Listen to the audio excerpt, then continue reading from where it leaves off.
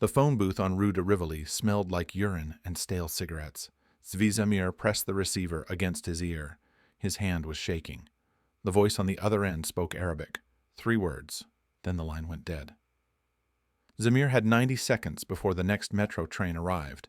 He stepped out of the booth. The Paris street was empty except for a street cleaner pushing his cart.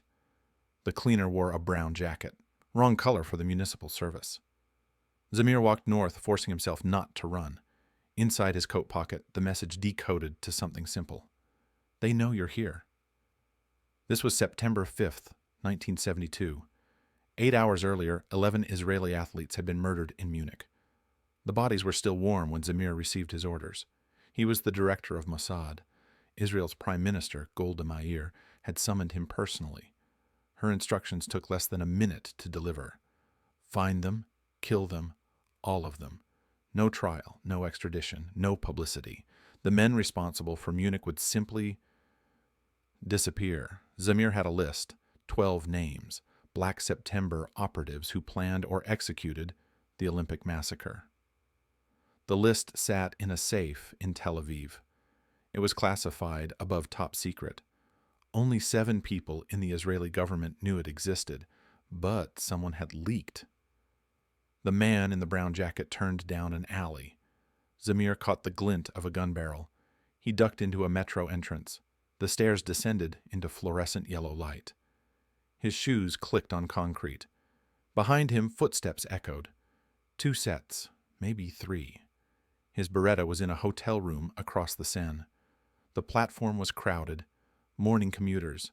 Zamir pushed through them. A train was pulling in. He needed to board the last car. Basic surveillance detection protocol. Watch who follows you through the doors. The doors opened. People surged forward. Zamir felt a hand on his shoulder. He spun. A young woman, maybe 25, holding out a dropped metro ticket. He took it. She smiled. Her left hand was in her purse. The doors began to close. Zamir stepped back onto the platform. The woman stayed on the train. Her face showed nothing as the car pulled away. Through the window, he saw her hand emerge from the purse. Empty. He'd been wrong, or she'd been a lookout. Either way, he was exposed. Zamir walked to the opposite platform, the next train going south. 3 minutes. He counted exits. 2. One had a uniformed police officer standing near it. The other led to a maintenance tunnel. The door hung open on broken hinges. He took the tunnel. It smelled like electrical fire and sewage. His eyes adjusted to the darkness. The tunnel split in 3 directions. He chose the middle path. The man waiting there was holding a silenced pistol. Makarov PM, Soviet manufacture. The man's face was covered with a keffiyeh. Zamir. The accent was Lebanese. You are far from home. Zamir raised his hands. You have the wrong person. Your photograph is in our files. We studied it for 3 days. The tunnel behind Zamir was empty. No escape route. He'd violated every protocol he'd spent 20 years teaching. Who sent you? Zamir kept his voice steady. The man stepped closer. The gun was aimed at Zamir's chest. You won't live long enough to report it. Zamir's right hand was raised near his collar. His left was near his belt. The knife was sewn into his waistband. Italian stiletto. 4-inch blade. He'd need to close 3 meters. The gunman would fire after 2. Black September made a mistake in Munich? Zamir spoke slowly. Each word bought him half a second. They started a war they cannot win. We're already winning. The man's finger moved to the trigger. Zamir lunged left. The gun fired. The bullet sparked off the tunnel wall. Zamir was already moving. 2 steps. The knife was in his hand. The blade went up under the rib cage. The man gasped. The gun clattered on concrete. Zamir pulled the knife free. The man collapsed.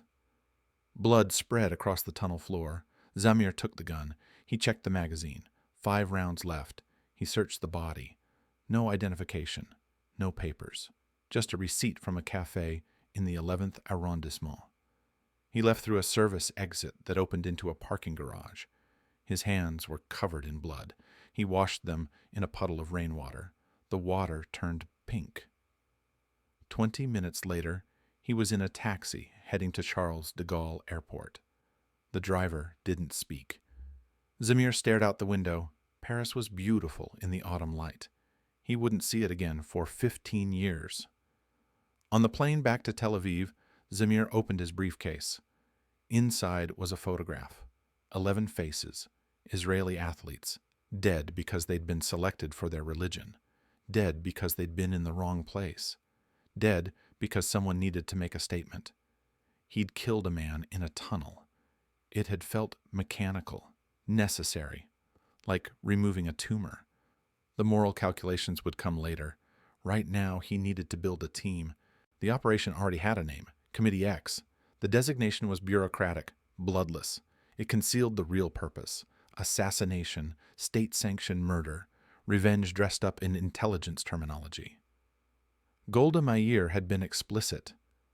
We'll kill them where we find them, in their beds, in their cars, in their cities. We'll make them afraid to walk outside. The plan required specialists. Zamir needed shooters who could pass for locals. He needed bomb makers who left no trace. He needed surveillance experts who could track targets across continents. He needed people willing to kill in cold blood and sleep soundly afterward. Such people existed. They would volunteer, or they wouldn't. He'd find out within the hour.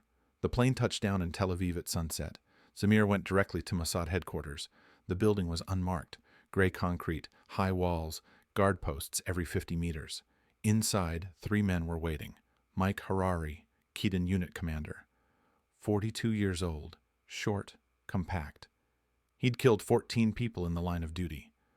Harari didn't smile. He didn't make jokes. He executed orders. Next to him sat Avner Avraham, explosives specialist, former Sayeret Matkal. He'd blown up ammunition depots in Lebanon. He'd mined roads in Syria. His hands were steady. His conscience was flexible. The third man was younger, maybe 30. Thin face, wire-frame glasses, Yoel Ben Porat, surveillance expert. He could follow someone for 3 weeks without being noticed. He spoke 6 languages fluently. He could forge documents that passed forensic analysis. Gentlemen, no. Zamir closed the door. The room was soundproofed. No windows. You've all read the briefing. Harari nodded. 12 targets. 11 now. 1 died in Munich, shot by German police. So, 11 executions? Avraham's voice was flat. Across how many countries? 7, maybe 8. They've scattered. We need to find them first. Ben Porat leaned forward. Political approval? Legal cover? You have both. Signed by the Prime Minister. Any action you take is authorized. Any resources you need are approved. You answer only to me. The room was silent. Zamir opened a folder. Inside were photographs. 12 Palestinian faces, names, aliases, last known locations. These men planned Munich. Some pulled triggers, some built bombs, some provided intelligence.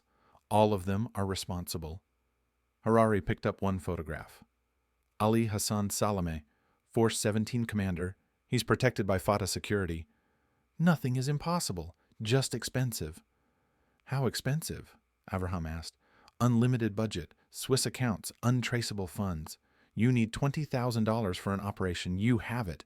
You need 50. You have it. Money is not a constraint. Ben Porat examined another photograph. Abdel Wael Zweiter, Rome. He's a PLO representative, officially a translator, diplomatic immunity. I don't care about immunity, Zamir's voice hardened.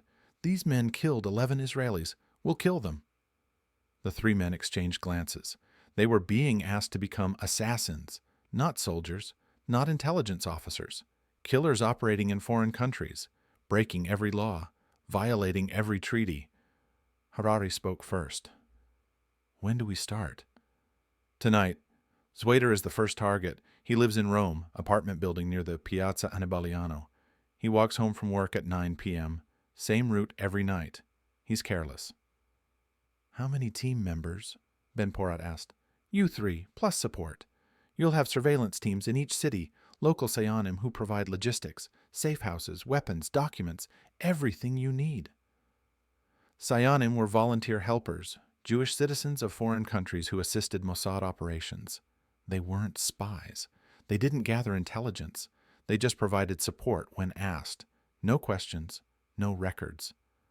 Zweiter walks alone, Zamir continued. No bodyguards, no security. The Italians won't protect him. When do we leave? Harari asked. Tomorrow morning, El Al flight to Rome. You'll be tourists, separate tickets, separate hotels. You meet at the safe house. Zamir handed each man an envelope. Inside were passports, Canadian, British, German. The documents were perfect. They'd pass any inspection. You'll receive weapons in Rome, Beretta pistols, suppressed, surveillance reports, Zweiter's schedule, his contacts, his habits, everything you need. The briefing continued for 2 hours. Every detail was covered. Escape routes, emergency protocols, communication methods, dead drops. The team would use one-time pads for messages, unbreakable encryption. Even if intercepted, the messages would be meaningless noise. Harari asked the crucial question, if we're caught, Israel will deny any connection. You'll face trial in whatever country arrests you. We can't extract you. We can't intervene. So we're expendable. Everyone is expendable. The operation isn't. The meeting ended at midnight. The 3 men left separately. Zamir stayed behind. He opened the file again. 11 faces, 11 executions. The operation would take months, maybe years. He thought about the man in the Paris tunnel, the knife going in, the blood, the mechanical efficiency. He'd killed enemy soldiers before, Egyptian commandos in Sinai, Fedayeen guerrillas in Gaza. But those deaths happened in combat. This was different. This was hunting human beings across continents. Golda Meir had called it justice. Zamir called it necessity. Whatever the label, the outcome was the same. Harari landed in Rome the next afternoon. He wore a gray suit, carried one suitcase, looked like any other businessman. Ben Porat arrived 2 hours later. Different flight, different terminal. They didn't acknowledge each other. The safe house was in Trastevere, 3rd-floor apartment, overlooking a narrow street. The landlord was a Sayan, elderly Jewish businessman. He asked no questions. He kept no records. Inside, weapons were waiting. 2 Beretta 92 pistols, suppressed. Extra magazines. The suppressors were Israeli-made. They reduced gunshot noise to a mechanical click. Surveillance reports covered the kitchen table, Zweiter's photograph. His apartment building, his office, his walking route, times, distances, traffic patterns. The surveillance team had followed him for 3 weeks. He's predictable, Ben Porat said. Leaves office at 8:45 p.m., walks north on Via Trionfale, stops at a newsstand, buys cigarettes, arrives home at 9:15 p.m. Where do we take him? Harari asked. The lobby. His building has no security, no cameras. The lobby door is always unlocked. Witnesses? Possible. Other residents. The hit needs to be fast. They studied the building layout.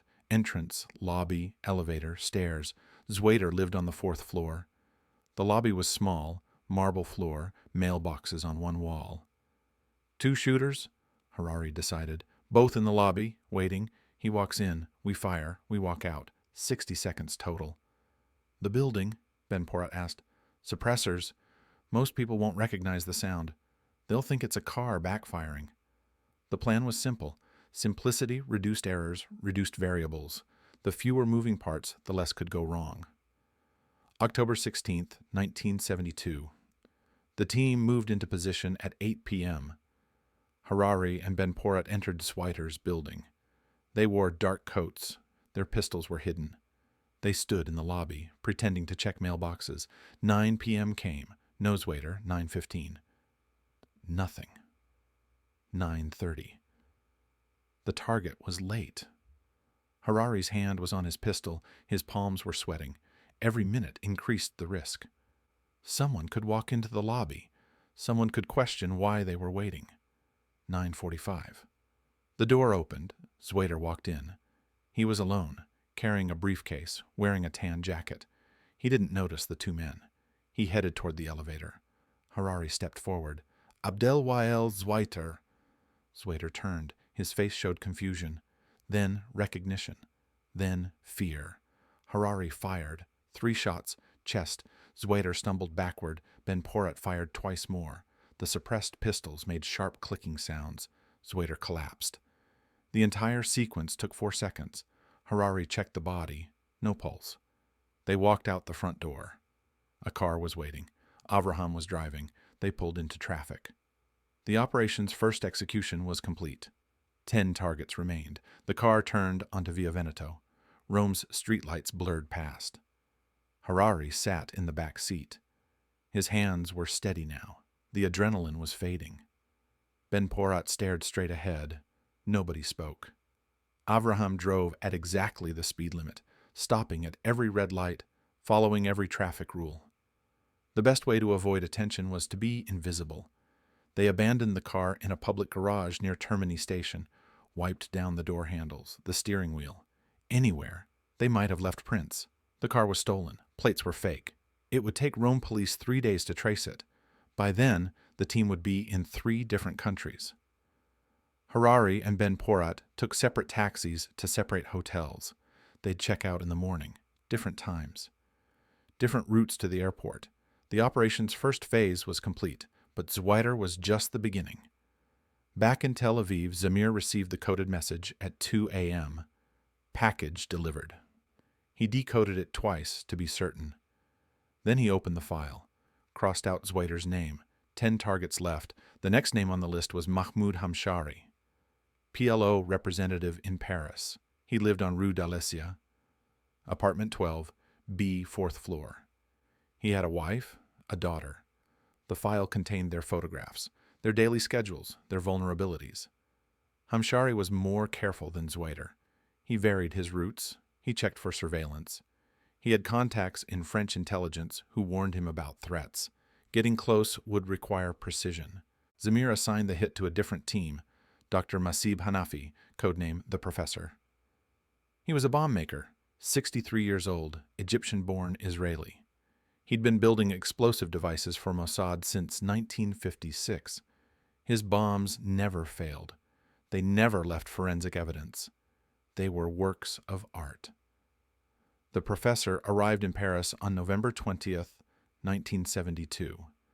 He carried a leather briefcase. Inside was a hollowed-out book. Inside the book was a pressure-sensitive switch. Inside the switch was 50 grams of Semtex, enough to kill one person in a confined space, not enough to bring down a building. He checked into a hotel near the Luxembourg Gardens, small, quiet, the kind of place where guests minded their own business. He spent 2 days studying Hamshari's apartment building. Entrances, exits, elevator schedules, delivery patterns. The building had a concierge, an elderly woman who sat in the lobby from 8 a.m. to 6 p.m. She knew every resident. She watched everyone who entered. Getting past her would be impossible during the day. The Professor chose a different approach. He'd enter at night, pick the lock, plant the device, leave before dawn. The bomb would be triggered remotely. A phone call. When Hamshari answered, the circuit would close. The Semtex would detonate. December 8, 1972, 3 a.m. The Professor stood outside Hamshari's building. The street was empty. A light rain was falling. He wore gloves, a dark coat. His lockpick set was in his pocket. The building's front door had a standard pin tumbler lock. He opened it in 40 seconds. The hallway was dark. He climbed the stairs to the 4th floor. Apartment 12B was at the end of the hall. Hamshari's door had 2 locks, a deadbolt, a standard knob lock. The Professor worked on the deadbolt first. 5 minutes. The pins aligned. The bolt slid back. The knob lock took 90 seconds. He pushed the door open. The apartment was silent. He listened. No movement. No breathing. Hamshari and his family were asleep in the bedroom. The door was closed. The Professor moved to the telephone in the living room. Beige rotary phone, standard French telecom model. He unscrewed the base. Inside was the bell mechanism, the ringer. He removed it carefully.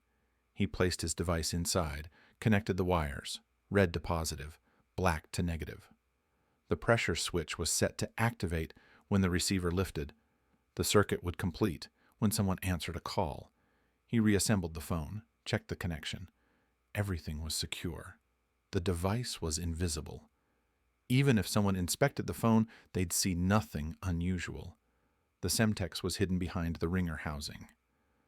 The professor left the apartment, locked both locks behind him, walked down the stairs, out into the rain. The entire operation had taken 12 minutes. He returned to his hotel, waited. At 9 a.m., he went to a payphone 3 blocks away. He dialed Hamshari's number. The phone rang. Once, twice, 3 times. A woman answered, Hamshari's wife. The professor hung up. The device hadn't triggered. Something was wrong. He went back to his hotel room, reviewed the wiring in his mind. The connections had been correct. The switch had been properly installed. The circuit should have closed. He realized his error. The pressure switch needed more weight. A rotary phone's receiver was too light. The switch required at least 200 grams of pressure. The receiver weighed only 150. The professor spent the day modifying his approach. He needed a new trigger mechanism, something that would activate with less pressure. He found an electronics shop on Rue de Rennes, bought a mercury switch, more sensitive, more reliable. That night, he returned to Hamshari's apartment. The family was out, dinner at a restaurant. He had 90 minutes. He entered again, removed the first device, installed the new one. The mercury switch would tilt when the receiver lifted. The tilt would complete the circuit. The bomb would detonate. December 9th, 1972, the professor dialed Hamshari's number at 10 a.m. The phone rang. A man answered. Hello? The explosion was instant. The line went dead.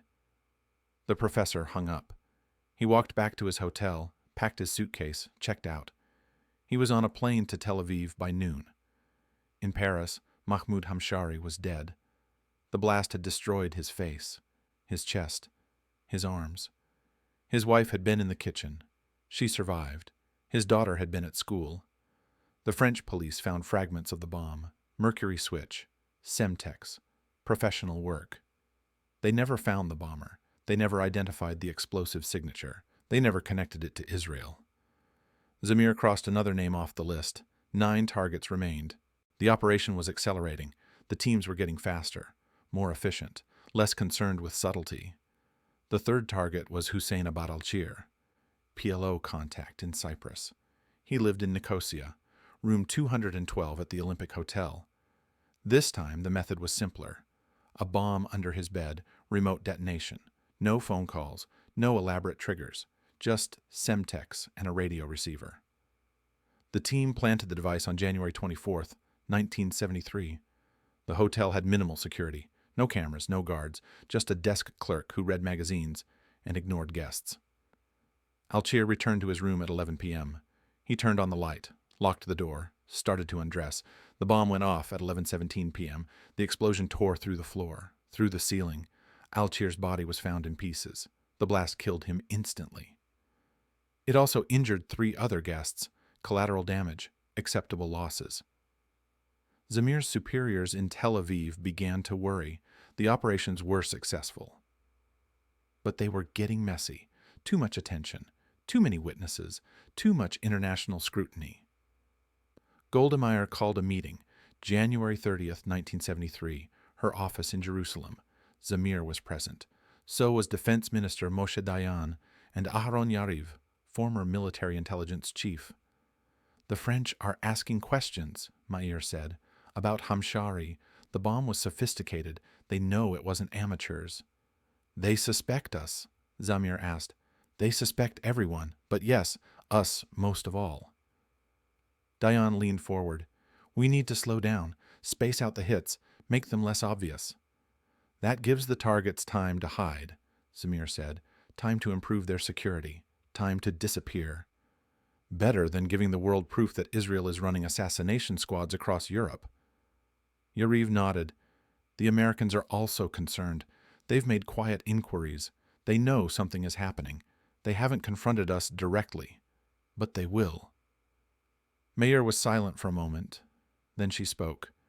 Continue the operation, but change the methods. Make it look like accidents, car crashes, drownings, heart attacks, anything but bombs. That's more complicated, Zamir said. More time-consuming, more personnel required. I don't care. We started this for a reason. Those men killed our athletes. We'll finish it, but we'll be smarter about it. The meeting ended. Zamir returned to Mossad headquarters. He called in his team leaders, told them about the new restrictions. No more bombs. No more obvious executions. Every hit needed plausible deniability. Harari didn't like it. Accidents are harder to stage. They require more setup, more surveillance, more risk of exposure. Those are the orders. From who? The Prime Minister or the politicians trying to protect their careers? Does it matter? We follow orders, we adapt, we complete the mission. The fourth target was Basil Al-Kubaisi, PLO professor. Based in Paris, he taught law at the Sorbonne, gave lectures, published papers. On the surface, he was an academic. In reality, he was a Black September logistics coordinator. He arranged safe houses. He moved weapons. He recruited operatives. The team surveilled him for 6 weeks. His patterns were consistent. Every morning he walked from his apartment to the university. Same route, same time, 8:30 a.m., along Boulevard Saint-Michel, past the Luxembourg Gardens, into the campus. The hit was scheduled for April 6, 1973. 2 shooters, Harari and another operative named Joseph Romano. They waited near the Pantheon. Romano had a Beretta, suppressed. Harari carried nothing.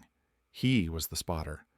Al-Kubaisi appeared at 8:32 a.m., walking alone, carrying a briefcase, wearing a gray suit. Romano moved into position 50 meters behind the target, 30 meters, 20. Al-Kubaisi stopped at a newsstand, bought a paper. Romano closed the distance, 15 meters, 10. He raised the pistol, fired 4 times. Al-Kubaisi fell. The newsstand owner screamed. Romano walked away. Normal pace, no running. Harari was already in a taxi 2 blocks away. Romano joined him 3 minutes later. They drove to Charles de Gaulle Airport. Separate flights, separate destinations. By evening, they were both out of France. The French police investigated, found nothing. No witnesses who could describe the shooter. No forensic evidence. No leads. Al-Kubaisi's killing was added to an unsolved crimes database. In Tel Aviv, Zamir crossed another name off the list. 8 targets remained. The pattern was becoming clear to intelligence agencies across Europe. Palestinian operatives were dying. Always in major cities. Always professionally executed. The killings had a signature, precision, planning, resources. MI6 suspected Mossad. So did the French DGSE. The CIA knew for certain. They had intercepted communications between Tel Aviv and field teams. They had photographic evidence of known Mossad operatives in Paris, in Rome, in Cyprus, but they said nothing publicly. Israel was an ally. The dead men were terrorists. The politics were complicated. Zamir knew the window was closing. Every operation increased the risk. Every hit drew more attention. The remaining targets were getting harder to reach. They'd improved their security, changed their patterns. Some had gone underground. The 5th target was Dr. Mahmoud Zweiter, brother of the first victim. He lived in Italy, but he disappeared after his brother's death. Mossad intelligence placed him in Libya, under Gaddafi's protection. Unreachable. Zamir moved to the 6th target, Mohammed Boudia, Algeria-born, Paris-based, Black September's chief of operations in France. He was the most dangerous name on the list. He'd planned attacks across Europe, bombings, kidnappings, assassinations. He was smart, paranoid, extremely careful. Boudia changed apartments every 2 weeks. He used 5 different cars. He never met contacts in the same location twice. He swept his vehicles for tracking devices daily. He assumed he was being watched. He was right. The surveillance team followed him for 3 months. They documented his movements, his contacts, his safe houses. They found a weakness, his mistress, a French actress named Christine Reynaud. He visited her apartment in the 14th arrondissement every Thursday night. Same time, same place. But the apartment was unsuitable for a hit. Too many witnesses, too many exits. The team needed a different approach. They studied Boudia's cars. He drove a white Renault 16. He parked it on different streets, but always within walking distance of wherever he was staying. The car was his vulnerability. The bomb maker for this operation was a technician named Rafi Eitan, former Shin Bet. He'd captured Adolf Eichmann in Argentina. Now he built explosive devices. He specialized in vehicle bombs, devices that looked like engine parts, impossible to detect without complete disassembly. Eitan arrived in Paris on June 20th, 1973. He brought a pressure release bomb. The device would attach magnetically under the driver's seat. When someone sat down, nothing would happen. When they stood up, the pressure would release. The bomb would detonate 3 seconds later. The delay was crucial. It meant the bomb would explode after the target exited the vehicle. It would look like engine failure, like a gas tank explosion, not an assassination. June 28, 1973. The surveillance team located Boutia's Renault, parked on Rue des Fosses Saint-Jacques, near the Pantheon. The street was quiet, residential, light traffic. Eitan approached the car at 4 a.m. The street was empty. He slid under the chassis, located the driver's seat mounting, attached the magnetic plate, connected the pressure switch, armed the device. The entire process took 7 minutes. He crawled out, walked away. The bomb was set, invisible, waiting. Boudia returned to his car at noon. He performed his usual security check, walked around the vehicle, looked underneath with a flashlight, checked the wheel wells. He saw nothing. The bomb was positioned in the seat frame shadow, hidden by metal supports. He got in, started the engine, drove 3 blocks to a cafe, parked, got out. The bomb detonated. The explosion tore through the driver's seat, through the roof. The blast wave shattered windows across the street. Boudia was thrown 15 meters. His body landed on the sidewalk, dead before he hit the ground. French police arrived within minutes. They found the crater where the car had been. Metal fragments, burnt rubber, chemical residue. They ruled it a car bomb. Professional work. They had no leads, no suspects. Zamir crossed Boutia's name off the list. 7 targets remained, but the operation was about to suffer its first major failure. The 7th target was Ali Hassan Salameh, Force 17 commander, the mastermind behind Munich. He was the most wanted man on the list, the most protected, the most difficult to reach. Salameh lived in Beirut, under PLO security, surrounded by bodyguards. He traveled in armored cars. He varied his routes. He trusted no one. Getting close to him was nearly impossible. Mossad intelligence tracked him for months. They learned he was planning a trip to Europe, Norway. He'd be meeting with PLO representatives in Lillehammer, a small town north of Oslo. The meeting was scheduled for July 1973. Zamir assembled his best team, 6 operatives, surveillance specialists, communications experts, 2 shooters. They arrived in Norway separately. Tourist visas, clean passports. They established a safe house in Lillehammer, began surveillance operations. They identified their target on July 20th, a man matching Salameh's description. Dark hair, mustache, athletic build. He was staying at a hotel near the town center. He traveled with 2 other men, possible bodyguards. The team leader was Dan Erbel, experienced field operative, 15 years with Mossad. He'd run operations in Damascus, in Cairo, in Baghdad. He was thorough, professional, but this time he made a mistake. He didn't verify the target's identity. He relied on physical description, on circumstantial evidence, on assumptions. The man looked like Salameh. He traveled with security. He met with known PLO contacts. That was enough. July 21st, 1973, the team followed the target to a movie theater. He was with a woman, pregnant. They watched a film, left at 10 p.m. Walked toward the bus stop. The shooters moved into position. Marianne Gladnikoff and Dan Erbel. They approached from behind.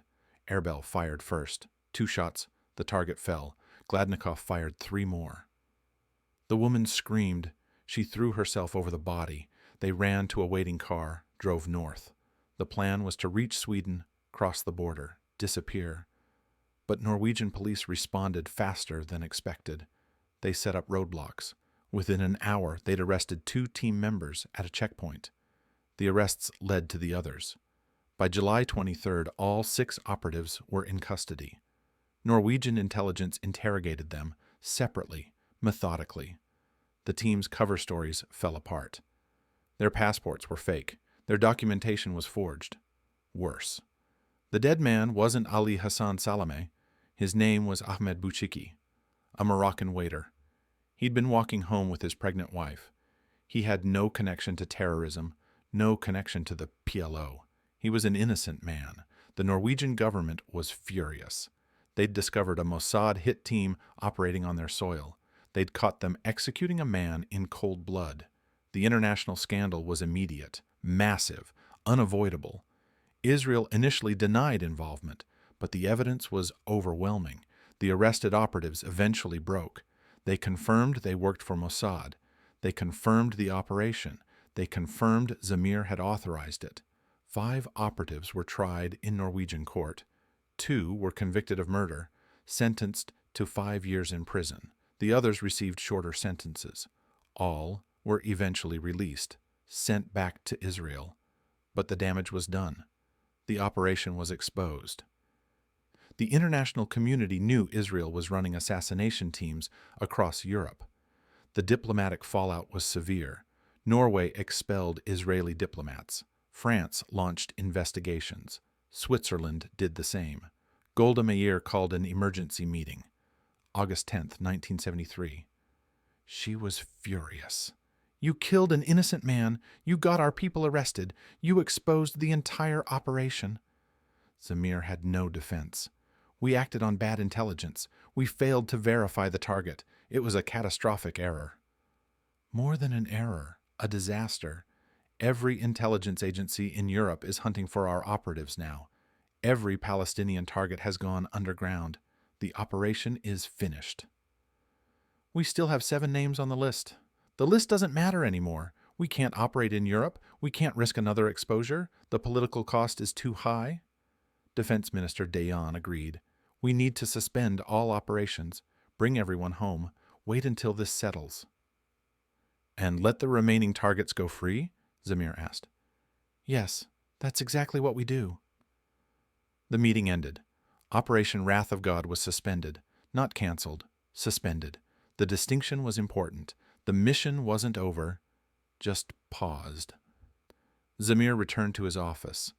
The file was still on his desk. 7 names. 7 men who'd helped plan Munich. 7 men who would never be brought to justice. He thought about the mistakes. The rushed planning in Lillehammer, the failure to verify, the assumption that physical similarity was enough, basic tradecraft failures, unforgivable in intelligence work. But he also thought about the successes. 5 dead, 5 men who would never kill again, 5 operations that had been executed perfectly. Before Lillehammer, the operation had been flawless. The Lillehammer disaster changed everything. The teams were recalled. The safe houses were abandoned. The surveillance operations were terminated. The entire network went dark. But in the shadows, something else was happening. The remaining targets were celebrating. They believed they'd won. They believed Israel had given up. They believed they were safe. They were wrong. The operation wasn't over. It had just entered a new phase, one that would be more patient, more careful, more deadly. Zamir kept the file. 7 names. He'd wait, years if necessary, but eventually the opportunity would come. And when it did, the operation would resume. The years passed slowly, 1974, 1975, 1976. The file remained in Zamir's office. 7 names, uncrossed, untouched. The operation was suspended, but the targets were still alive, still operating, still planning attacks. Ali Hassan Salameh had survived.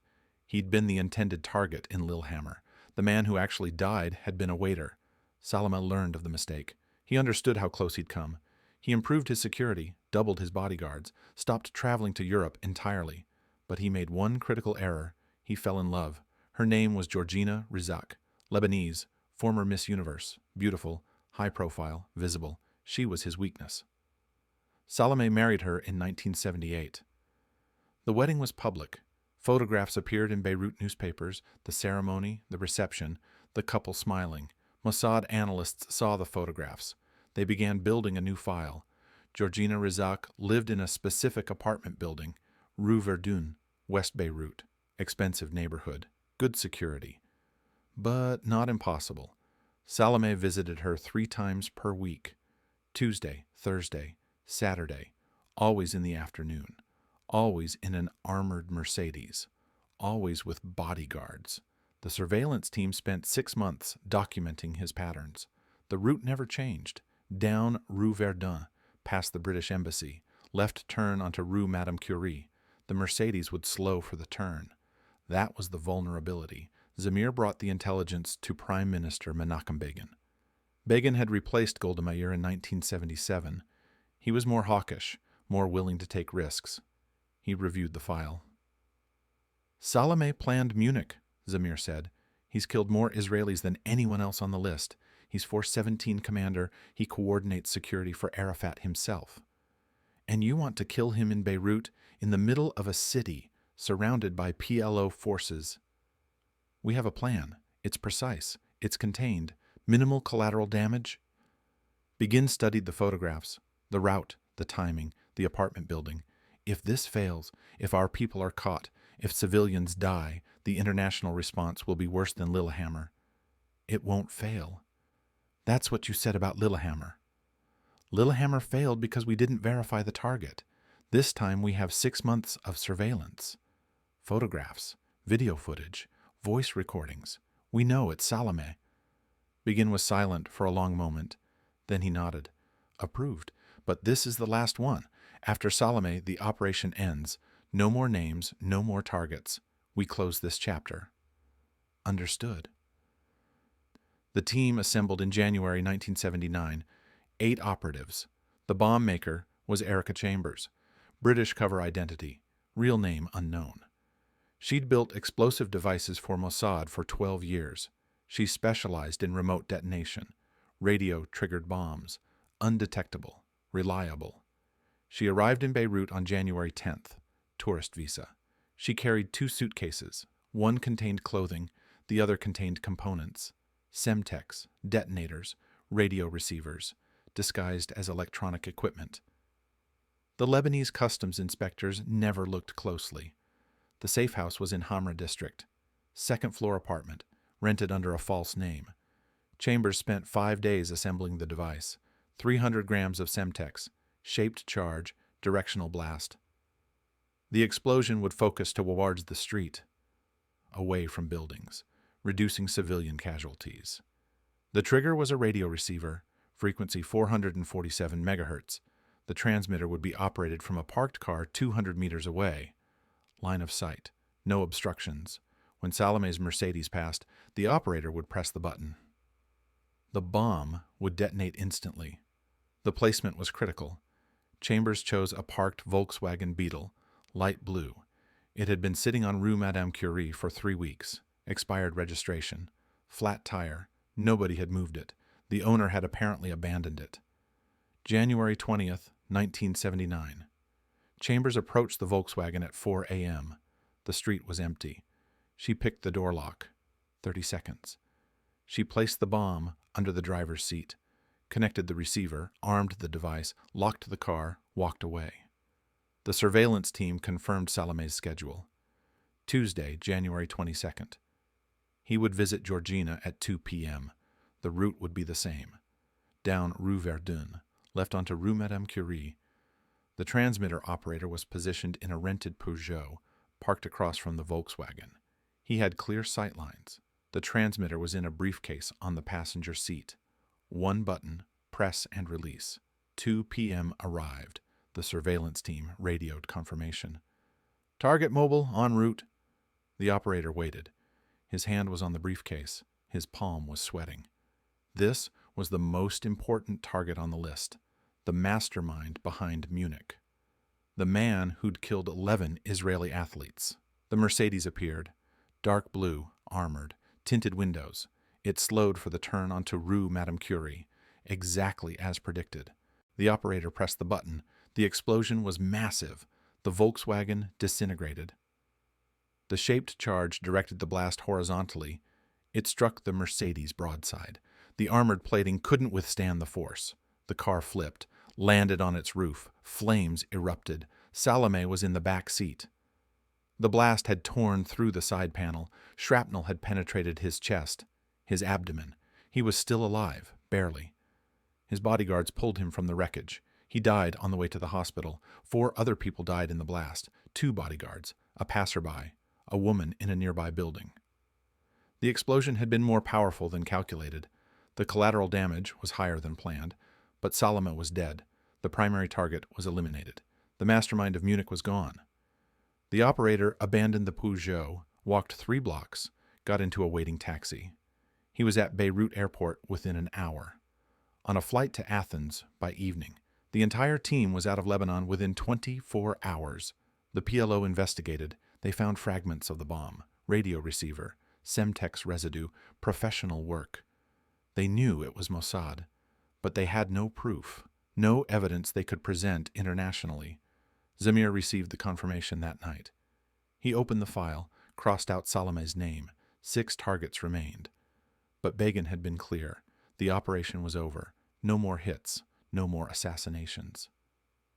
Zamir understood the political reality. Israel couldn't keep running operations across the Middle East.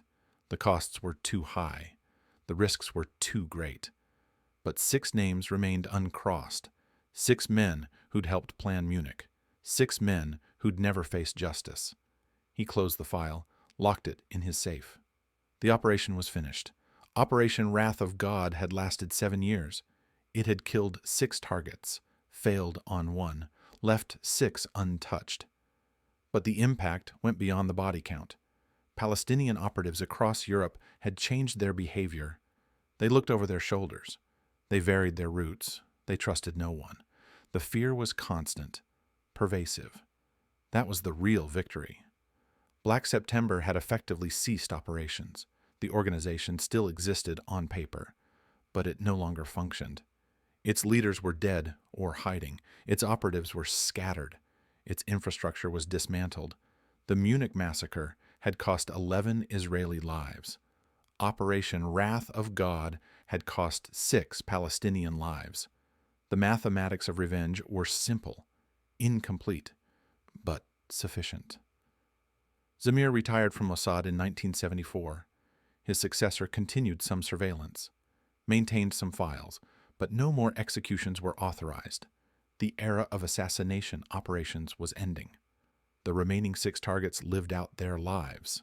Some died of natural causes. Some were killed by rival factions. Some simply disappeared. Their fates were varied, unremarkable. None faced Israeli justice. The Lillehammer operatives served their sentences in Norwegian prisons. They were released after a few years, returned to Israel quietly. Some resumed intelligence work, some retired. None spoke publicly about the operation. The families of the victims never received answers. The Munich athletes' relatives wanted justice.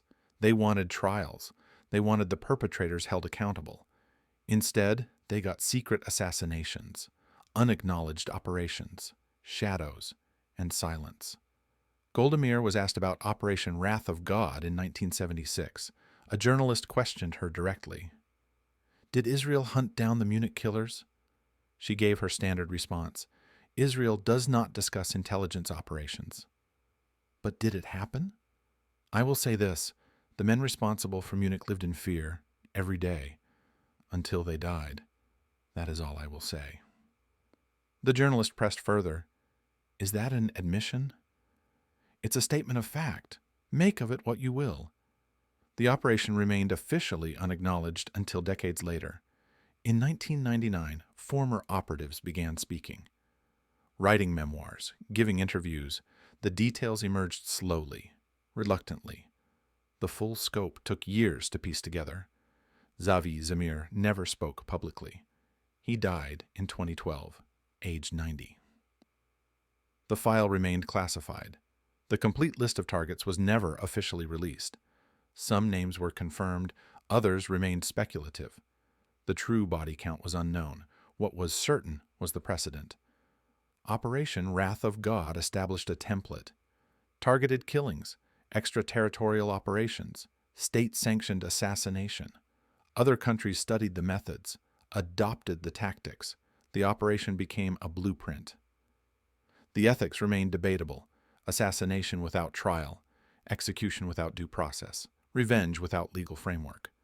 The moral questions had no clear answers. But from Israel's perspective, the operation had succeeded. It had sent a message: attack Israeli civilians and there will be consequences. Not immediate, not public, but inevitable. Certain, lethal. The 6 uncrossed names in the file represented unfinished business, but they also represented restraint. The operation could have continued. The list could have grown. Instead, it ended. The killing stopped. The chapter closed. The chapter never truly closed. That became clear in 1991, 12 years after Salome's death, 12 years after the operation officially ended. A name from the original list surfaced in Tunisia: Atef Beseso, PLO intelligence chief. He'd been in Munich, not as a planner, not as a shooter, but as a coordinator. He'd provided logistical support, safe houses, transportation, communications. His role had been supporting, essential, invisible. He'd survived Operation Wrath of God because he'd been careful. He'd stayed out of Europe. He'd kept a low profile. He'd avoided patterns. For nearly 20 years, he'd remained untouched. But in June 1992, he made a mistake. He traveled to Paris, a meeting with French intelligence, an attempt to establish back-channel communications between the PLO and Western governments. The meeting was supposed to be secret. It wasn't. Mossad surveillance picked him up at Charles de Gaulle Airport. They followed him to the Meridian Hotel, tracked his movements for 3 days, confirmed his identity, verified his role in Munich. The old file was reopened. The operation was authorized quickly. Prime Minister Yitzhak Rabin reviewed the intelligence. He'd been defense minister during the original Operation Wrath of God. He remembered the mission. He remembered the names. He approved the hit. June 8, 1992. Beseso left his hotel at 11 p.m. He was alone, walking to meet a contact at a nearby cafe. The street was quiet, residential. Light rain was falling. 2 shooters waited in a doorway. They wore dark jackets. Their faces were covered. They carried .22 caliber pistols, suppressed. The small caliber was deliberate. Less noise, less blood, easier to conceal. Beseso walked past them. They stepped out, fired 11 shots. 8 hit him, head and chest. He collapsed on the wet pavement. The shooters walked away. Normal pace. They turned a corner, disappeared into the Paris night. French police found the body 20 minutes later. They recovered shell casings, .2 caliber, subsonic ammunition, professional execution. They had no witnesses, no suspects, no leads. The PLO claimed responsibility lay with Israel. The French government said nothing. Mossad said nothing. But the message was clear. Operation Wrath of God had resumed 20 years later. The list was still active. The hunt was still ongoing. In 1995, another name appeared: Majed al-Majid. He'd been a courier in 1972, delivered messages between Black September cells, low-level operative. But he'd been on the list, the original list from 1972. Al-Majid had joined Fatah after Munich, rose through the ranks, became a military commander. In 1995, he was living in Damascus, under Syrian protection. The Israelis tracked him for months. He died in a car accident, single-vehicle crash. His car went off a mountain road, burst into flames. Syrian investigators ruled it mechanical failure, brake malfunction. The car was too badly burned to determine the actual cause, but brake lines don't cut themselves, and cars don't explode on impact unless someone has ensured they will. The accident was too convenient, too thorough, too final. 5 names remained uncrossed from the original file, but those 5 were fading into history. Old men, retired, inactive, no longer threats, no longer priorities. The operation had evolved. The targets had changed. In the decades after Munich, Israeli assassination operations continued. Different names, different reasons, different methods, but the template remained. Operation Wrath of God had established the framework. In 2010, Mahmoud al-Mabou was killed in Dubai, Hamas military commander, weapons smuggler. He died in his hotel room, electrocuted, suffocated. The execution was surgical. 27 Mossad operatives participated. The operation was caught on hotel security cameras. The footage went viral.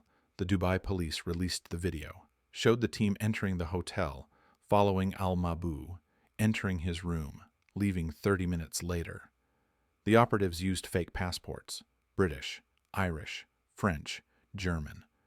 The diplomatic scandal was immediate, but the operation succeeded. Al-Mabou was dead. The method had worked. Just like Operation Wrath of God, targeted killing, extraterritorial operation, no apology, no admission. The pattern continued. In 2016, Tunisia. In 2018, Malaysia. In 2020, Iran. Targets were eliminated. Operations were exposed. Israel remained silent. The policy was clear: attack Israeli interests and face consequences. Anywhere, anytime, forever. The legal framework remained contested. Targeted killings violated international law, sovereignty, due process, human rights.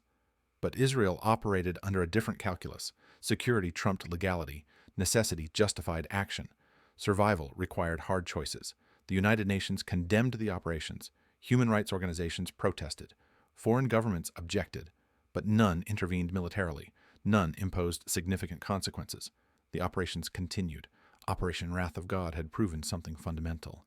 States could execute extraterritorial assassinations without facing existential repercussions.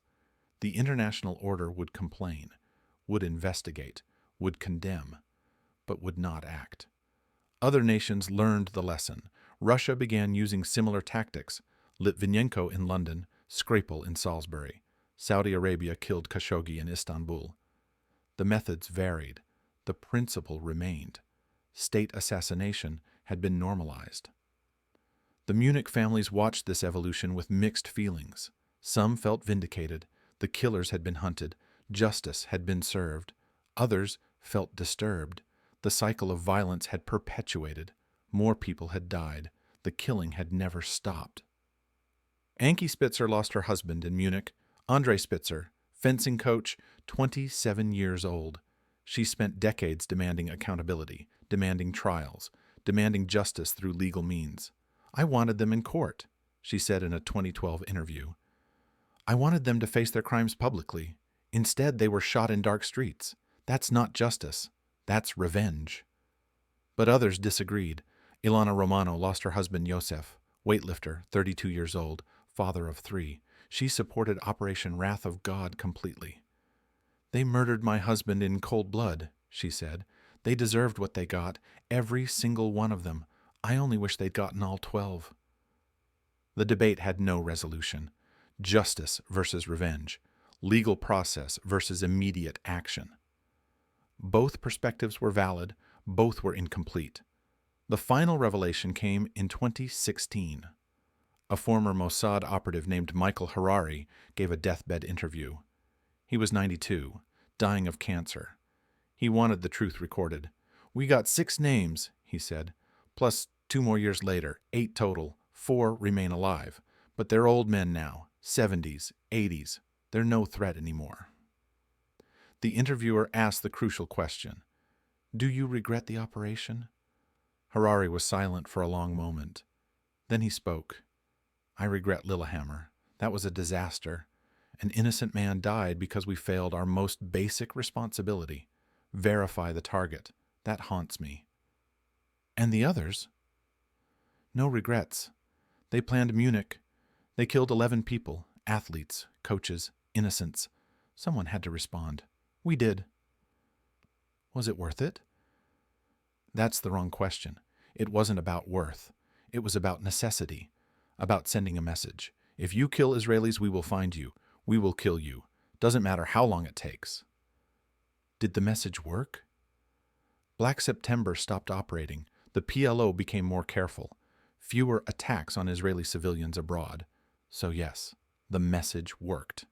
At what cost? 6 Palestinian lives, 1 innocent Moroccan, international condemnation, diplomatic scandals, prison time for captured operatives, and whatever piece of our humanity we lost by becoming executioners. Harari died 3 days after the interview. The recording was sealed for 5 years, released in 2021. It provided the most complete account of the operation from someone who'd been there, who'd pulled triggers, who'd lived with the consequences. The complete truth remained classified. Israeli archives kept Operation Wrath of God files sealed. 40-year classification. Most documents wouldn't be released until 2052. By then, everyone involved would be dead. The participants, the targets, the witnesses. What remained was the legacy. Operation Wrath of God changed modern intelligence operations. It normalized state assassination. It established precedents that continue today. The operation's methods are taught in intelligence academies worldwide. The tactics are studied, replicated, improved. The Munich Massacre had killed 11 people in 1 day. Operation Wrath of God had killed 8 people over 20 years. The mathematics were simple, incomplete, inadequate. Justice had not been achieved. Revenge had not been satisfied. The dead remained dead. But the operation had accomplished something else. It had transformed Israeli intelligence doctrine. Before Munich, Mossad focused on intelligence gathering. After Operation Wrath of God, it became an instrument of direct action, an assassination service, a tool of lethal policy. That transformation defined Israeli security strategy for the next 50 years. The willingness to operate anywhere, to kill anyone, to ignore international boundaries, to act unilaterally. Operation Wrath of God wasn't just about Munich.